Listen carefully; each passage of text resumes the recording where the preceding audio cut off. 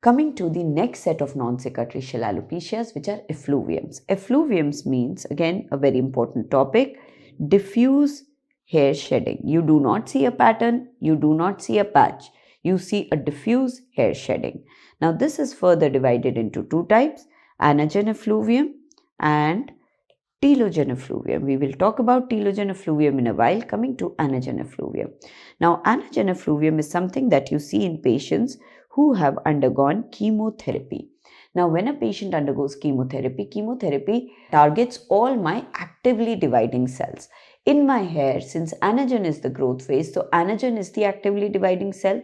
So, chemotherapy targets anagen hair and all my anagen hair are lost. And that is why, since anagen hair is 90% of my hair, as I told you, the patient has global alopecia. So you would have seen patients who are undergoing chemotherapy, they suddenly lose all their hair.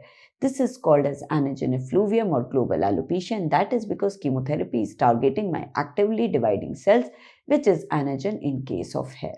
So this is called as global alopecia seen with chemotherapy. So they ask you, a patient on chemotherapy loses hair, what is that? That is anagen effluvium, right? Now coming to telogen effluvium. Now what happens in telogen effluvium is, usually a patient will give history of some insult 2 to 3 months prior to hair loss. So there would be hair loss, patient will come to you with diffuse hair loss, and when you take history, the patient would give history of some insult 2 to 3 months back. This insult can be physiological, like pregnancy. It can be some prolonged illness,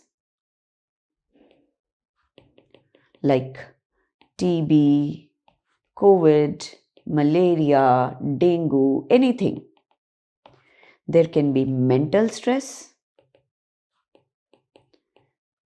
There can be MI, CAD, some surgery, anything. So any of this insult, when this insult happens in the body, my body goes through a shock, and that leads to premature termination of anagen phase of the hair cycle. So what happens? There is an insult, and because of this insult, my anagen gets converted into telogen prematurely, right? And now the telogen phase is for 2 to 3 months. So the hair stays in that phase for 2 to 3 months, and then I have hair shedding.